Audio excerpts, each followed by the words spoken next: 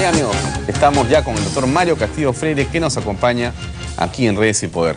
Mario, buenas noches, gracias por estar con nosotros, un gusto siempre tenerte en el programa.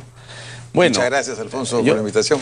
Yo te pediría, para comenzar, tu visión de lo que está pasando en el mundo, digamos, de la política nacional en este momento. Tú tienes una labor de docencia política, en el campo del derecho. Has escrito muchos libros sobre el tema de los procesos y procedimientos, pero también estás en el análisis político y también eres parte de una comisión consultiva de un partido político que es el PPC.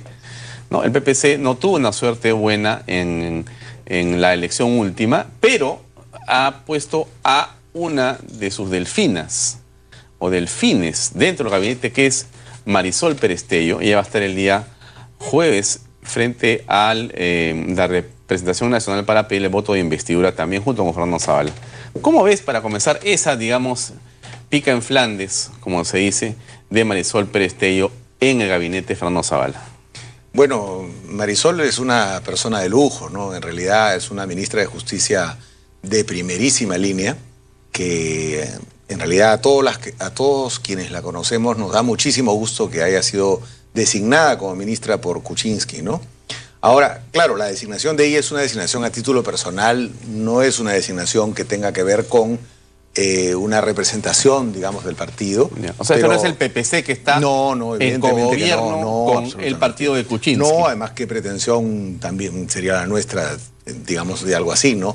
Pero es un reconocimiento a los méritos personales de Marisol y a su trayectoria como congresista, una trayectoria y a una amistad, ¿no?, que ella ha sabido, digamos, conservar con Pedro Pablo, dada la primera campaña del 2011, donde ella fue candidata a la segunda vicepresidencia. Exacto, eso en es esa lo que... fórmula presidencial con Máximo Román también, ¿no es cierto? Eso es lo que no hay que olvidar, ¿no? Ella fue candidata a la segunda vicepresidencia. Y fue congresista de Pedro Pablo. Exactamente. Lo que ocurre es que, lógicamente, este fue un proyecto armado en función fundamentalmente a los partidos políticos que apoyaban la candidatura de Kuczynski hace 5 años.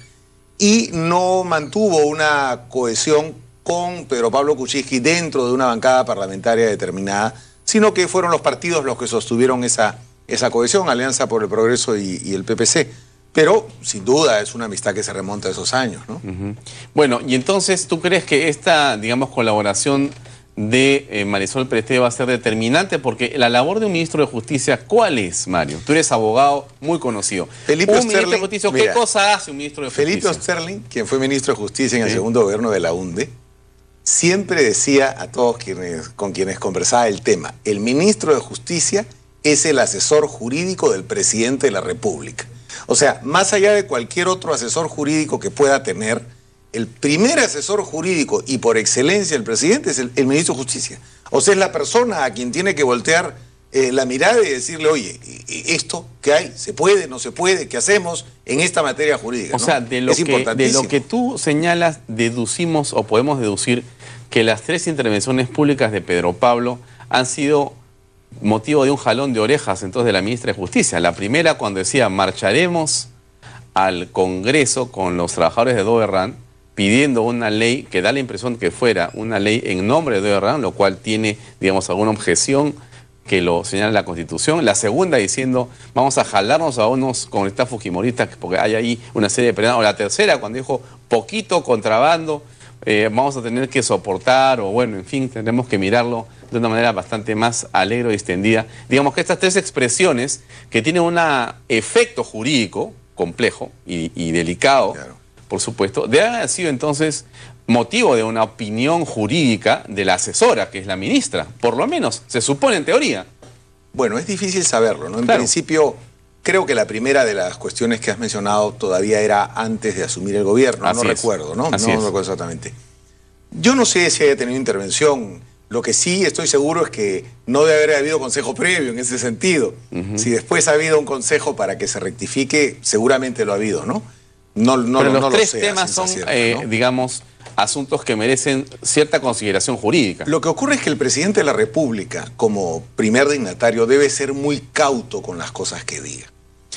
Ya pasó la campaña electoral, yo sé que el presidente tiene un estilo determinado, pero, digamos, este tipo de expresiones terminan siendo un boomerang, porque van creando en la opinión pública, en el imaginario público, un personaje que no es estrictamente ceñido a los estándares que debe tener. Que no es un jefe de Estado. Que no es un jefe de Estado, ¿no? Es decir, debe cuidar mucho esos actos que pueden ser graciosos algunos, no el de jalarse los congresistas de la oposición, que no es un acto gracioso, pero digamos, algunos pueden llamar la atención de la opinión pública, incluso merecer el aplauso o la risa. Pero yo no sé si un presidente deba tratar de que sus actos merezcan risa. Debe tratar de que sus actos merezcan aprobación, respaldo y respeto, ser vistos, ¿no? como actos serios. Serios. Porque el presidente es el presidente de todos los peruanos, un presidente que debe tener actos serios, que deban ser reconocidos en el tiempo como tales. Ahora, hay un tema interesante en la encuesta que publica hoy Perú 21, en el sentido siguiente, ¿no? El hombre más poderoso es Pedro Pablo Kuczynski con un 55%. Está muy bien, es presidente de la República. Normalmente los presidentes de la República han sido personas muy poderosas. Y sobre todo en el primer año, cuando recién han ganado la elección, ya están al poder, ¿no es cierto? Pero lo interesante es dos temas, ¿no? Uno, el crecimiento de, digamos, el poder congresal, que pasa de 25 a 38% de poder. Y el segundo tema que me llama la atención es la credibilidad de Keiko Fujimori, que pasa también de veintitantos o de 15, creo, 14 a 22%. O sea, ella es la política en el Perú que tiene más credibilidad. ¿Qué opinión te merece estas cifras que hoy publica Perú 21? Bueno, en primer lugar, en relación al presidente, es la constatación de todo presidente como personaje más poderoso iniciando su gobierno. Eso no, digamos, no me resulta una novedad. No me resulta ninguna novedad. En relación al porcentaje de Keiko Fujimori, yo sí creo que Keiko Fujimori y evidentemente su partido y su bancada van a jugar pues un rol muy importante, ¿no? Es decir, cuando se gana en el caso de Kuczynski y se pierde en el caso de Keiko Fujimori por porcentajes tan pequeños, Ajá, digamos, es evidente que se tiene la aprobación o el apoyo de la mitad de un país, y eso te da mucho poder. Si ese poder se traduce en una bancada con 73 parlamentarios o congresistas, bueno, eso subraya aún más esa situación. Y en relación al tema del poder del Congreso, claro, cuando la mayoría parlamentaria responde al poder político en el poder ejecutivo, pues no tiene tanto poder en la medida que las relaciones de coordinación con quien debe ser seguramente por tradición en el Perú, además el jefe del partido que está sentado en Palacio de Gobierno, no implica mucho margen de acción para el Congreso. Pero cuando la bancada parlamentaria con 73 congresistas es del partido de oposición, tiene juego propio y distinto del Ejecutivo, de tal manera que ahí están las cifras reflejadas en la encuesta. Pero ahí hay un asunto interesante para que nuevamente pido tu comentario. Es el siguiente, ¿no? Tampoco los 73, tampoco la mayoría, pueden abusar de ese poder. Y entonces se presenta un hecho, sin duda, que merece una mirada política distinta como ha sido la historia del Perú en estos momentos. Siempre hemos tenido a un presidente de Consejo de Ministros que llegaba con un discurso para ser prácticamente santificado ya, porque tenía una mayoría o había acomodado sus fichas para tener. Ahora, acomodando todo, no llega. Sí, no llega porque necesita 66 votos que no tiene 73 en contra. O sea, no puede hacer nada si no tiene que esperar que la oposición a la que derrotó le apruebe y le dé la investidura. Entonces, el discurso y el generar de ambas partes, pero me centro en el fujimorismo, necesita tampoco abusar del tema, porque si se les pasa la mano, ese 22% de Keiko se convierte en 5% también. Y la sensación de abuso va a ser tremenda en las calles. O sea, no se puede tampoco poner en el otro lado. Yo creo que esto, tu pregunta es muy buena porque me da pie a decir lo siguiente, mira. Yo creo que esto da una tremenda responsabilidad al Ejecutivo de andar con muchísimo cuidado. Por ejemplo, toda esta etapa, la etapa previa al día de la presentación en el Congreso, es una etapa en la cual en general los ministros se han manejado muy bien. Los futuros ministros y luego designados y ya juramentados como ministros se han manejado muy bien.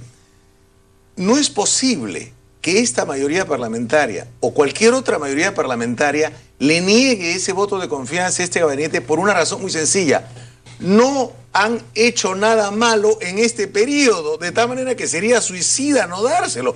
Yo no niego que en lo más íntimo de mucha gente de la oposición haya las ganas de no darle ningún voto, por supuesto, claro, se han ganado las elecciones por unos pocos miles de votos y todo lo que pasó en la campaña.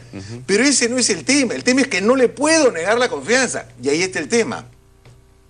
Ahí está la primera prueba. ¿Por qué no te la puedo negar? Porque no has hecho nada para que te la niegue. ¿Por qué no puedo utilizar un lenguaje duro contra el gobierno? Porque no hay nada que haya hecho que se gane ese lenguaje duro. Ahí viene el tema que decía. La responsabilidad del Ejecutivo va a ir como contracara de la misma moneda, como cara y sello de la misma moneda, con la responsabilidad del Congreso. Es decir, ese peso y contrapeso se va a ver como nunca antes se ha visto en las últimas décadas en el Perú, porque el exceso de uno dará pie a la acción del otro. Y el exceso de los congresistas dará pie precisamente a su propio descrédito. De tal manera que están amarrados. Por ahora están amarrados. Y tienen que seguirse cuidando mucho en el Ejecutivo, porque claro, si al primer desliz, cuando haya carne, digamos, que comer y que morder, la van a morder sin ninguna duda. Lo que pasa es que no hay carne todavía.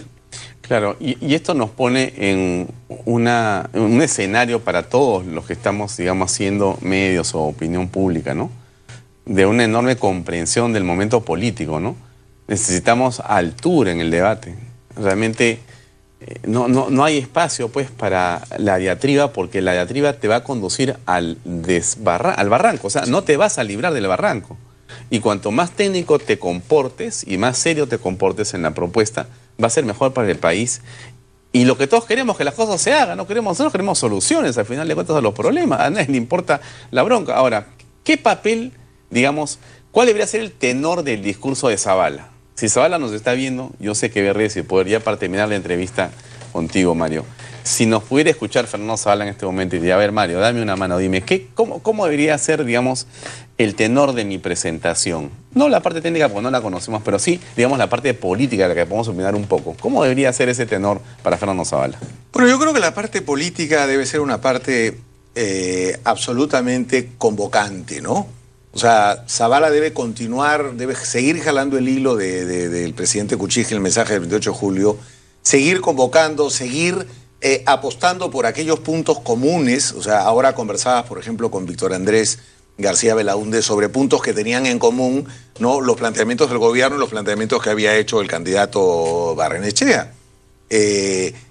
Bueno, lo mismo con otras fuerzas políticas. O sea, si uno hiciera una especie de plantilla de aquellos temas que en seguridad, que aquellos temas en otros temas de educación, asuntos energéticos, han propuesto las diversas fuerzas políticas, incluso fundamentalmente el fujimorismo, uno puede encontrar grandes puntos de coincidencia, ¿no es cierto? Entonces, esos grandes puntos de coincidencia yo creo que harían inevitablemente que esa adhesión sea una adhesión mucho más natural y mucho más vistosa. ¿Por qué? Porque estoy tendiendo una rama, estoy alcanzando una rama de olivo a mi oponente en la medida que le estoy diciendo, mira, no solo te pido que me apoyes por lo que yo estoy proponiendo, sino que parte de lo que estoy proponiendo es parte de lo que tú has propuesto y que yo recojo porque es bueno. O sea, más inteligencia y más capacidad para poder mirar la cosa política en una dimensión nacional, amplia, alta, alturada, grande, ¿no es cierto? Exactamente. No en la pequeñez y no en mirar cómo voy a conseguir un intercambio de palabras, sino en otro lado, en otra dimensión, digamos. Y yo creo que la gente va a seguir apreciando, como viene apreciando, de manera muy positiva que los actores políticos hasta este momento, claro, son pocos días de gobierno, pero ya bastantes de las elecciones, en estos días de gobierno, que los actores políticos se sigan comportando así. Realmente, si el asunto sigue así, sería para nuestro país un lujo. ¿El que más ataca va a ser el que va a perder? Es que claro, atacar cuando no hay motivo para atacar te hace perder. El tema del gobierno es no dar ningún motivo en lo sucesivo para que se le ataque, o dar los menores motivos, porque no hay ninguna duda que el primero de los ministros que cometa un error grave, un tema grave frente a la oposición y la opinión pública, ese ministro es censurado. No tengo ninguna duda. ¿Por qué? Porque seguramente se lo merece y no lo van a pasar por agua y además, tibia. porque tienen las votos para que se vaya Por así. supuesto, inmediatamente. Claro. Así que eso significa que tendrán que tener mucho más cuidado, como lo vienen teniendo. Bien, Mario, te agradezco mucho por tu presencia esta noche. Como siempre, un gusto verte. Mucho éxito en tus cosas. Gracias. Bien, amigos, seguimos en el programa. Nosotros